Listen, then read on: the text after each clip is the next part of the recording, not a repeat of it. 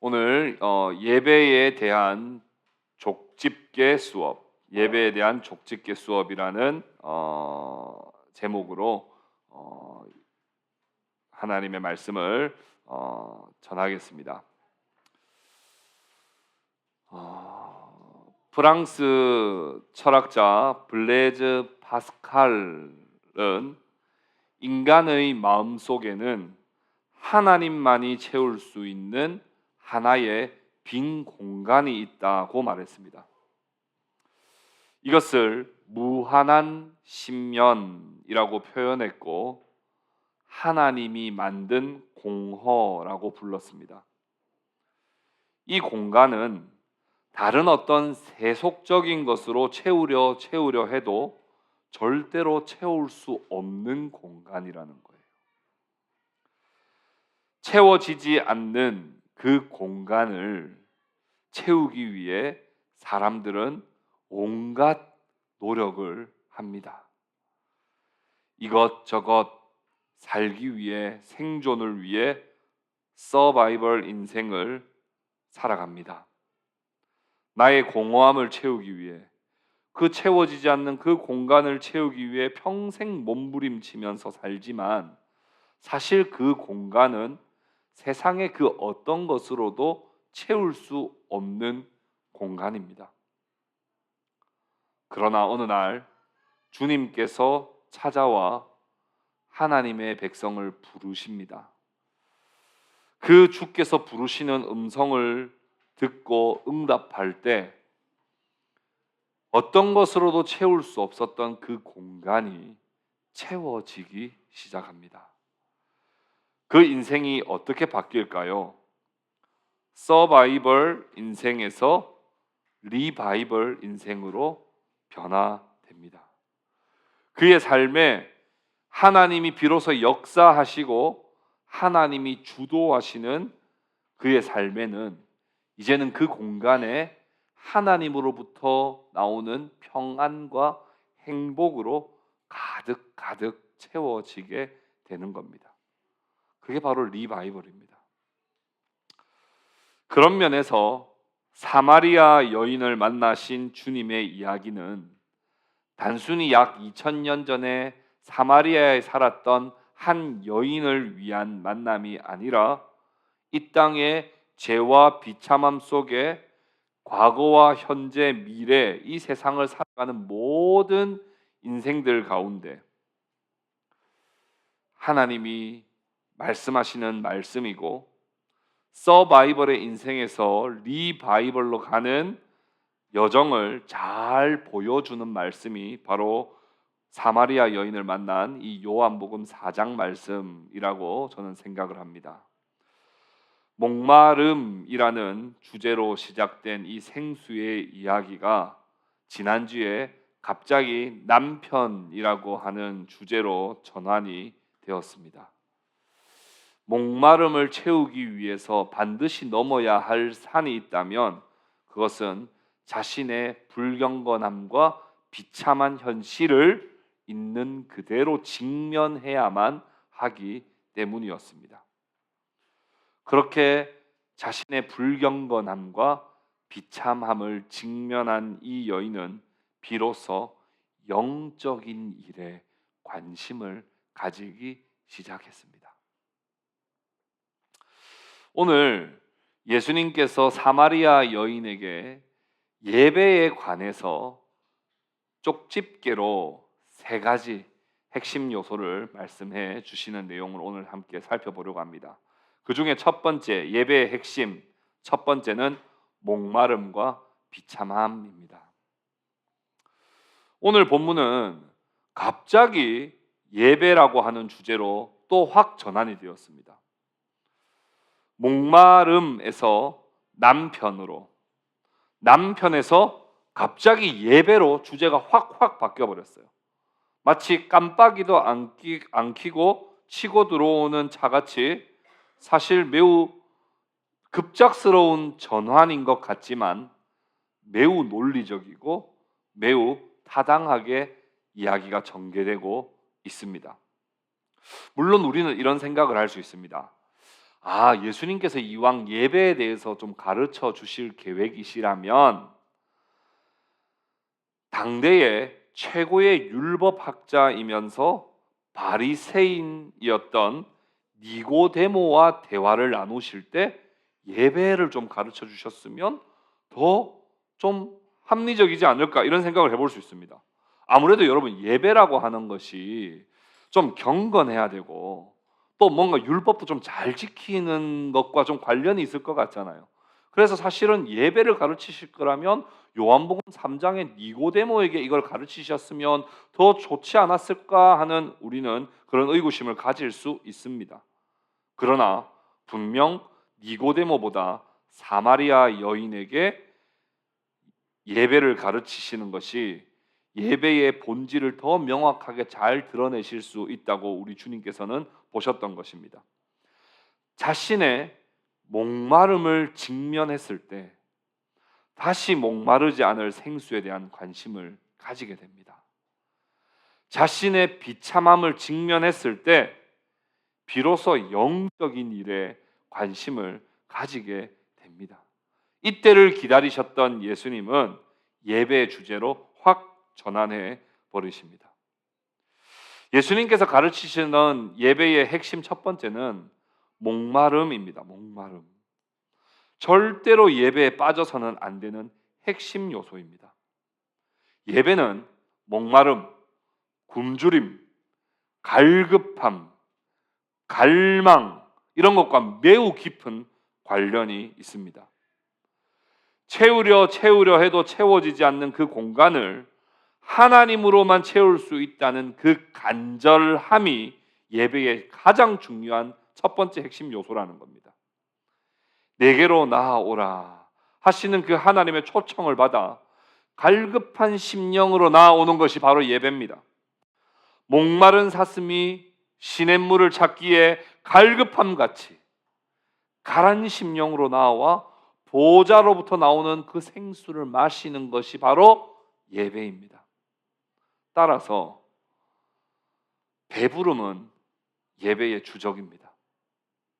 나 별로 목마르지 않은데, 목사님 아무리 그렇게 말씀하셔도 저는 뭐 그렇게 배고픈 게 없는데요.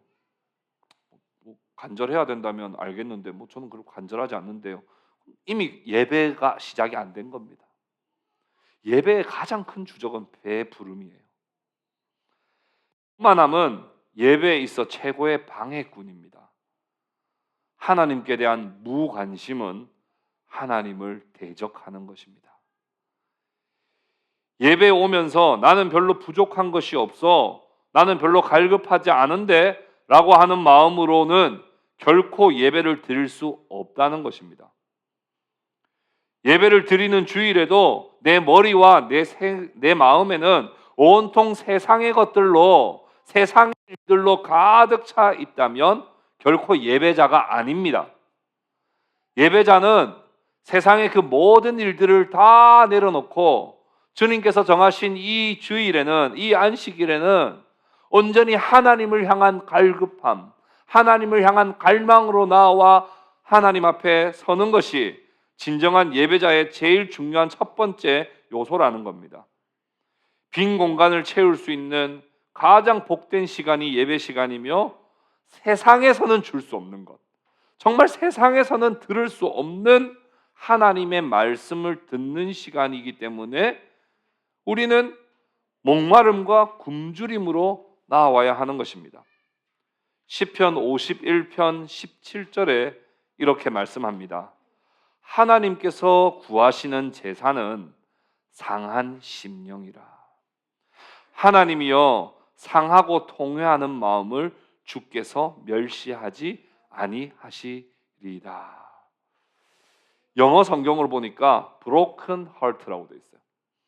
깨지고 산산조각이 난 그 비참한 한 주간에 살면서 내 안에 있던 수많은 상처와 괴로움과 채울 수 없었던 그 답답한 그 마음, 그 broken heart를 가지고 하나님 앞에 나오는 거예요. contrite heart, 정말 내가 이 죄에서부터 벗어나고 싶은 거예요. 내가 뉘우치고 제발 이 현실에서부터 하나님 나를 끄집어내 주십시오 하는 그런 간절한 마음으로 와, 그게 예배라 하는 거예요. 그래서 예배는 실패한 자가 오면 안 되는 곳이 아니라 실패자들이 와야 되는 거죠. 내 모습을 멋지게 화장하고 변장해서 오는 곳이 아니라 있는 모습 그대로 상한 심령으로 브로큰 하트로 와서 그대로 하나님 앞에 회복받고 하나님의 싸매어 주심을 경험하고 하나님의 만져주심, 안아주심을 경험하는 자리가 바로 예배라는 거예요. 그래서 니고데모하고는 안 어울리는 거예요. 예수님이 한번 그런 말씀을 하신 적이 있습니다. 바리새인의 기도가 좋은 기도냐, 세리의 기도가 좋은 기도냐. 바리새인은 어떻게 기도했습니까? 하나님, 저 11조도 했고요. 저 율법 안 지킨 거 없습니다. 하나님 제 기도를 받아 주시옵소서 했는데 예수님 뭐라고 말씀하셨어요? 하나님 저 기도 안 받으신다. 근데 세리가 뭐라고 이야기했습니까? 가슴을 치며 하나님, 저는 죄인입니다. 저를 불쌍히 여겨주십시오. 그렇게 하나님 앞에 나와 예배드리는 그 세리, 비록 한 주간의 삶이 엉망으로 온통 얼룩진 죄투성이로 살아왔지만 그런 상한 심령으로 하나님 앞에 기도할 때 하나님은 그 예배를 기뻐 받으신다고 우리 주님은 말씀하셨습니다.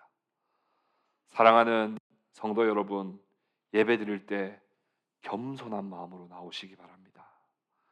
무릇 자기를 높이는 자는 낮아지고 자기를 낮추는 자는 높이신다, 이렇게 말씀하셨습니다. 주님께서 가장 낮은 자리, 가장 비참의 자리, 가장 갈급함의 자리에 있었던 이 사마리아 여인에게 예배를 가르치신 까닭은 예배의 가장 중요한 첫 번째 핵심 요소는 목마름과 비참함, 그 모습으로 나오는 것이기 때문입니다. 두 번째, 예배의 핵심 요소 두 번째는 아버지께 예배하는 것이다 하는 거예요. 사마리아 여인은 예배에 대한 질문을 했습니다.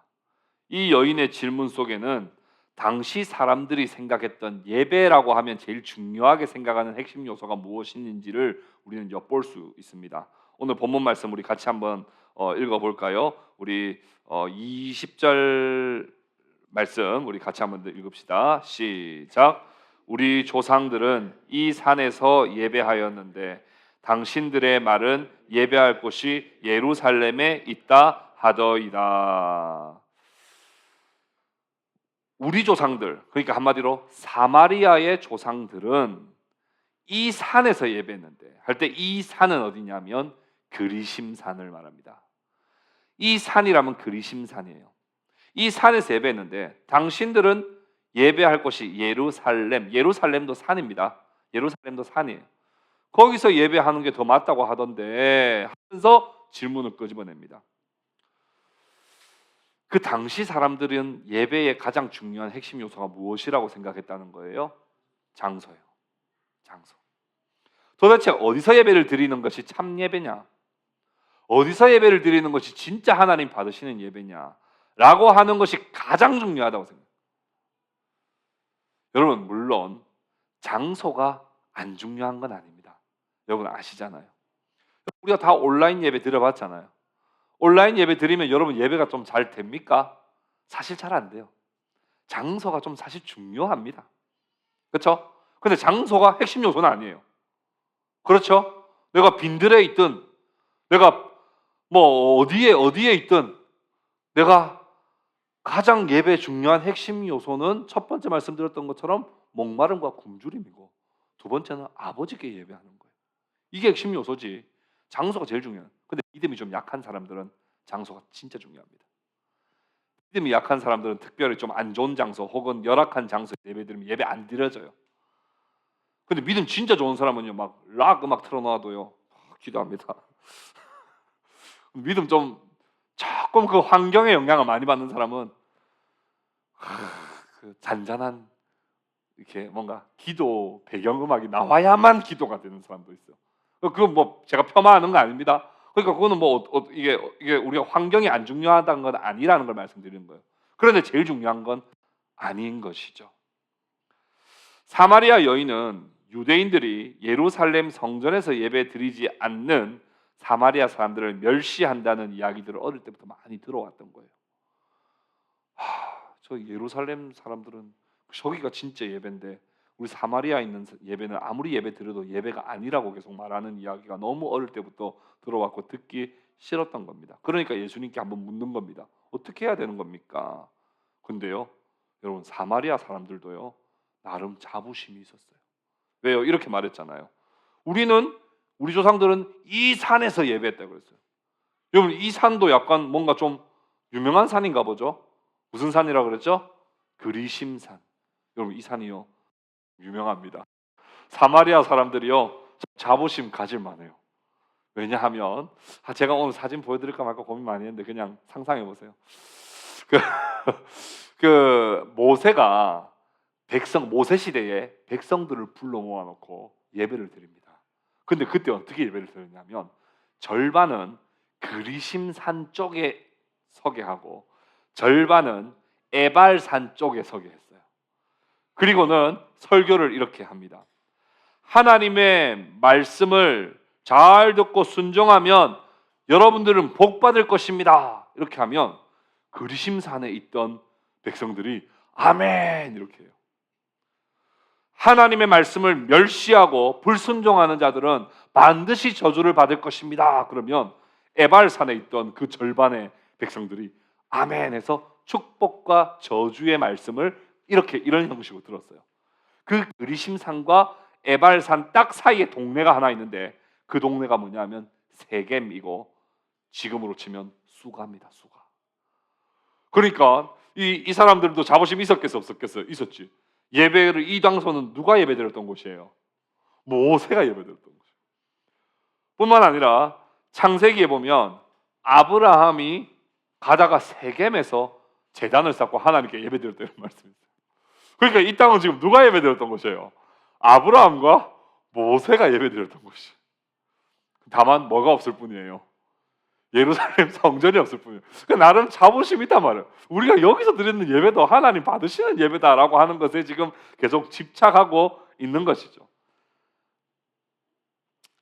여전히 장소에 계속 묶여 있는 모습을 보게 됩니다.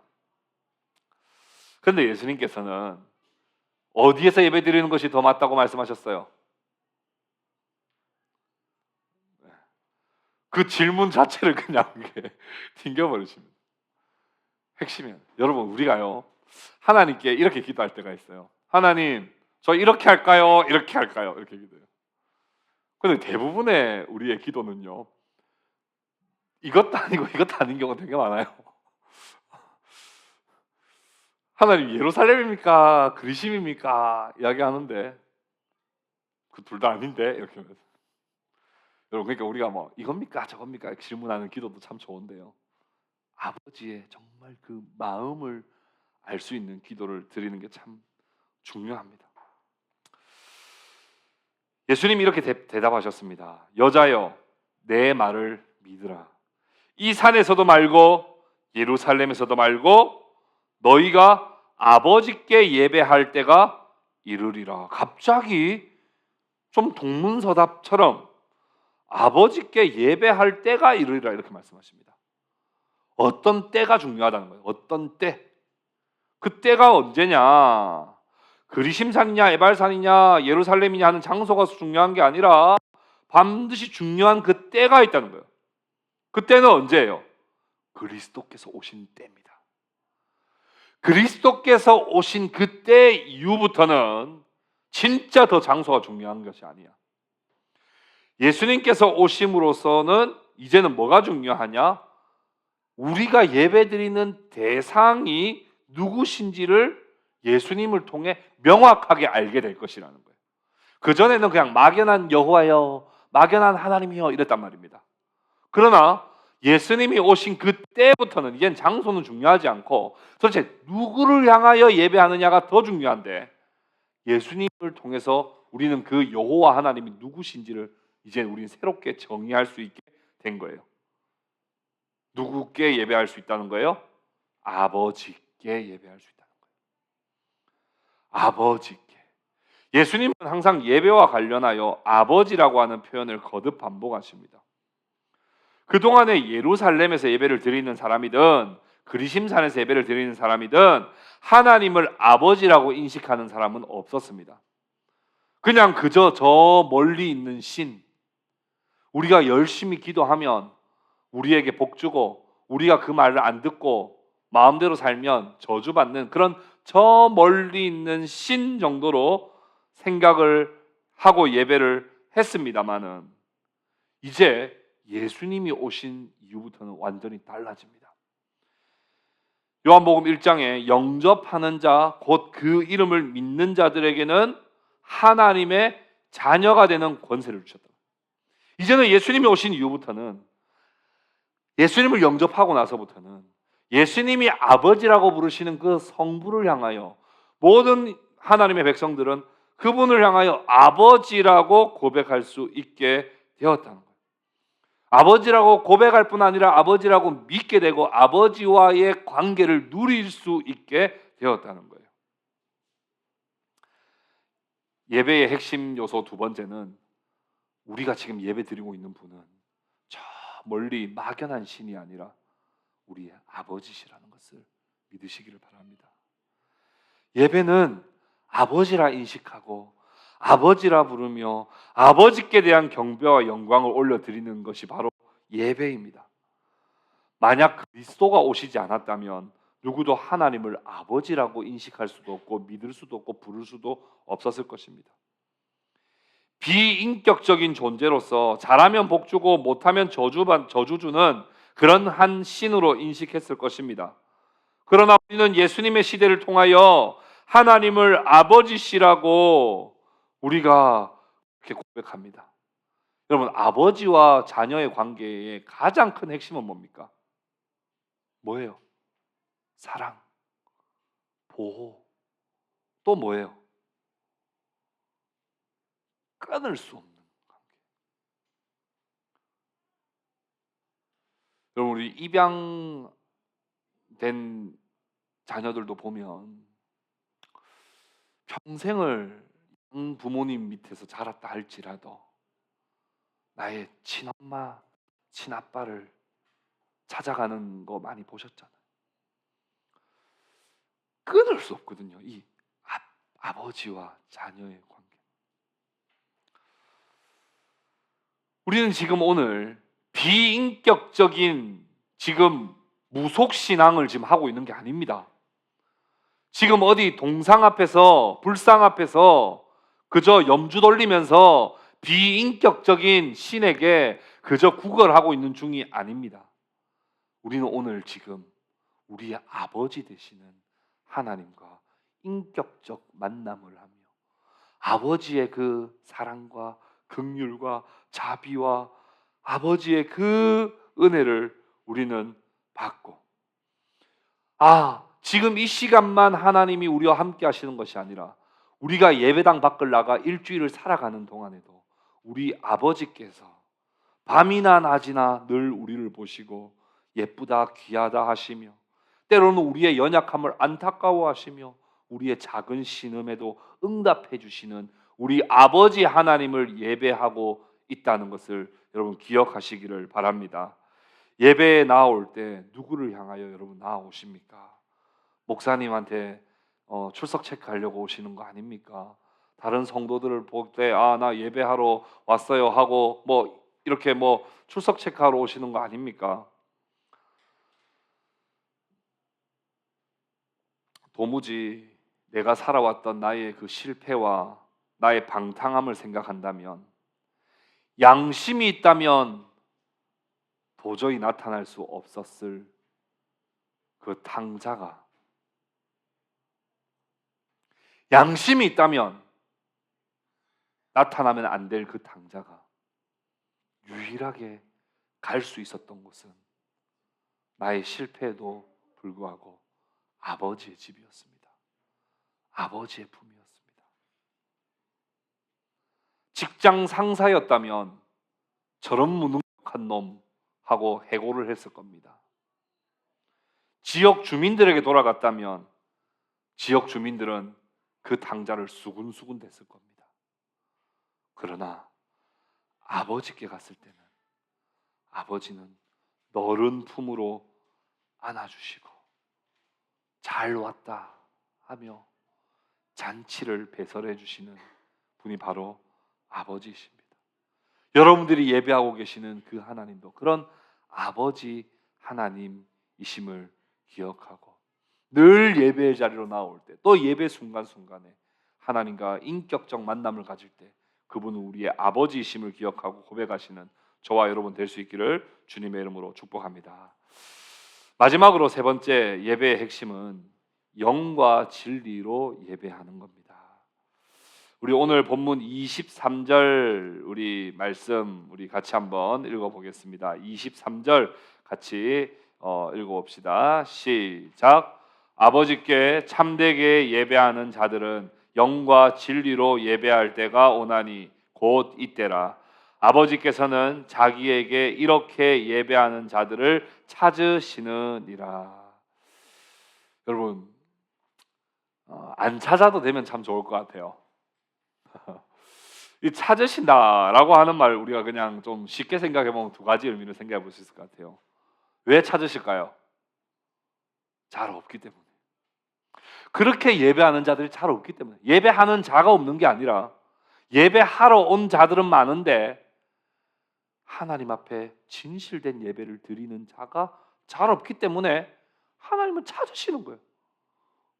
구석구석 찾으시는 거예요. 근데 긍정적인 것도 있습니다. 찾으신다 하는 말씀이 어떤 의미가 있느냐? 찾아내신다는 말이에요. 우리가 마스크 끼고 찬양 불러도요, 정말 하나님 앞에 진실하게 찬양하는 사람 찾아내십니다. 만명교회에 그 점 하나처럼 앉아 있어도 하나님은 정말 영과 진리로 예배하는 자를 반드시 찾아내십니다. 그 사람의 소리를 크게 들으세요. 그 사람의 경배를 들으세요. 그 사람의 회개를 하나님은 받으십니다. 하나님은 반드시 찾으십니다. 어느 날 주아가 저보고 와서 이렇게 이야기하는 거예요. 아빠, 나 방 정리 다 했어.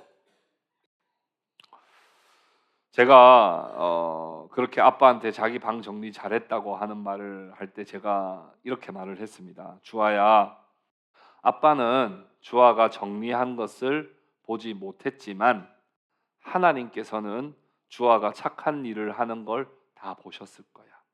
정말 잘했다. 이렇게 제가 칭찬을 했습니다. 그때 주아가 이렇게 말을 하는 거예요.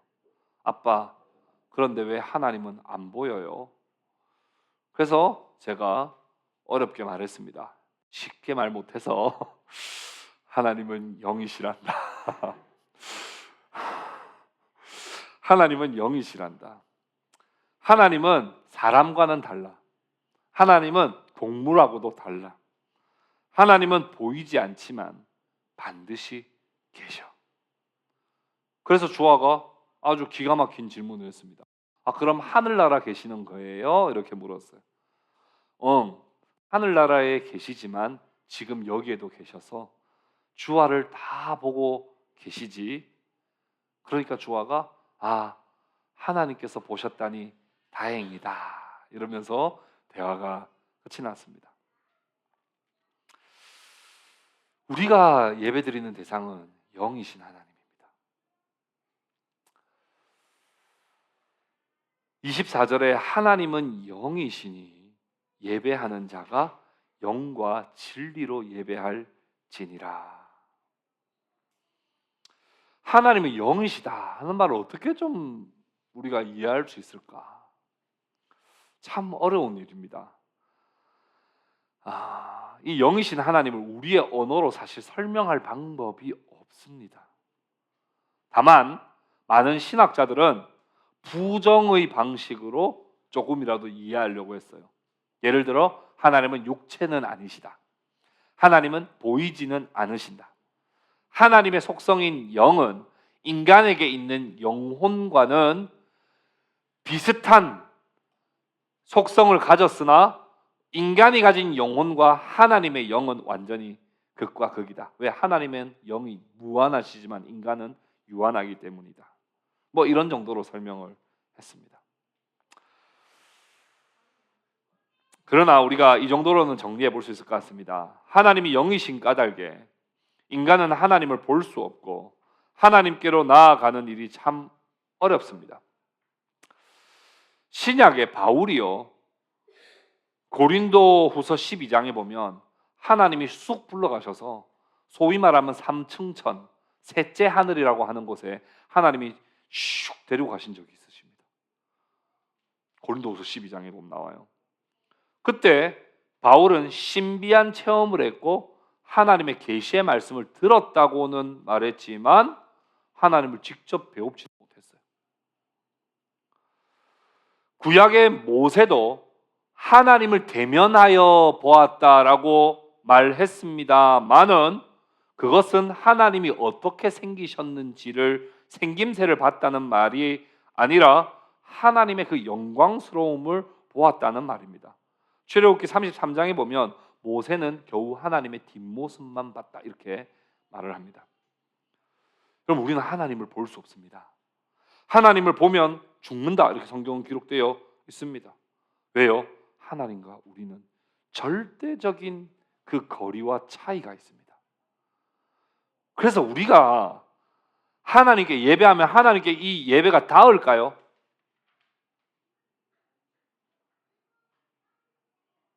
여러분 여기서 우리 잠실에 있는 사람한테 안녕 갱기 됐을까 하면 들립니까? 안 들리죠. 안 들리잖아요.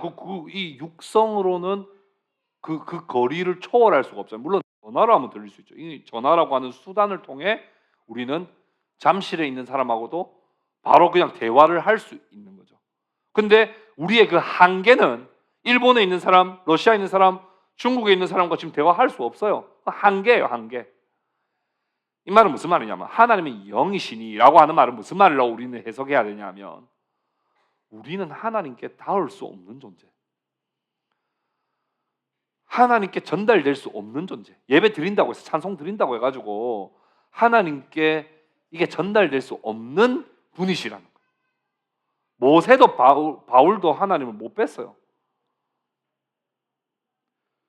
그래서 뭐라고 어떻게 기도해야 된다 이렇게 말씀했습니까? 어떻게 기도해야 된다고? 어떻게 예배드려야 된다고요? 하나님의 영신이 영과 진리로 예배해야 된다. 이게 닿을 수 있는 유일한 방법인 거예요. 여기서 영은 성령을 의미합니다. 보혜사 성령의 도우심을 의지하여 예배드릴 때만 그 예배를 하나님은 받으시고 닿을 수 있다는 거예요. 보혜사 성령 하나님을 의지하는 예배. 진리는 뭐냐면 변하지 않는 것이죠. 변하지 않는 것은 말씀입니다. 말씀 신구약 성경이 가리키는 분은 예수 그리스도. 그래서 여기서 진리는 예수님입니다. 특히 예수 그리스도의 보혈의 공로를 힘입어 하나님 앞에 나아갈 수 있다. 그래서 예배 드릴 때는요, 화려한 퍼포먼스로 드린다고 해서 받으시는 게 아니란 말이에요. 멋지고 아름다운 장비, 몇 억짜리 피아노, 오르간, 전공자들의 찬송을 받으시는 게 아니라고요. 인간이 올려드리는 예배가 하나님께로 닿도록 하는 유일한 방법은 영과 진리로 예배드리는 것인데, 영과 진리로 예배드린다는 것은 우리의 예배를 도우시는 성령의 도우심을 의지하고 예수 그리스도, 특별히 예수 그리스도 보혈의 공로의 부모를 의지하고 힘입어 나는 염치 없지만, 나는 죄인이지만, 감히 하나님 앞에 설 수 없는 자지만 오직 예수의 피를 힘입어 준 하나님께 올려드리는 그 예배, 그 예배를가만 하나님께 닿는 예배가 되고, 그 예배가 하나님께서 받으시는 예배가 된다는 것입니다. 오늘 예배의 핵심 요소 세 가지를 예수님께서 쪽집게로 가르쳐 주신 것을 제가 여러분들에게 풀어 드렸습니다. 첫 번째는 목마름과 비참함으로 상한 심령으로 나와야 하며, 두 번째는 우리의 예배를 받으시는 분은 아버지 하나님이시며, 세 번째는 아버지께 드리는 예배를 성령의 도우심과 예수 그리스도의 보혈에 의지하여 예배 드릴 때 그 하나님께서 예배를 받으신다 말씀드렸습니다. 말씀을 맺겠습니다. 서바이벌 인생에서 리바이벌 인생으로 넘어가시기를 축복합니다. 하루하루 채워지지 않는 그 공간을 내 노력으로 세상의 것들로 채우려고 애쓰지 마시고 오직 하나님의 은혜로만 채우시는 여러분 되시기를 바랍니다. 그 하나님의 은혜를 받는 방법을 예배라고 알려주신 것입니다. 예배를 통해 공급하시는 하나님의 은혜를 경험할 때 우리는 부흥을 경험하게 됩니다. 부흥은 사람이 많아지는 게 아닙니다. 이 땅에 일어났던 기독교 세계 역사 속에, 교회 역사 속에 일어났던 모든 부흥의 핵심은 예배의 회복이었고, 예배 가운데 하나님이 주시는 부흥이었습니다. 참되게 예배하는 자들에게 부어주시는 하나님의 그 생명수를 경험할 때 그곳에는 여지없이 부흥이 일어났던 것입니다.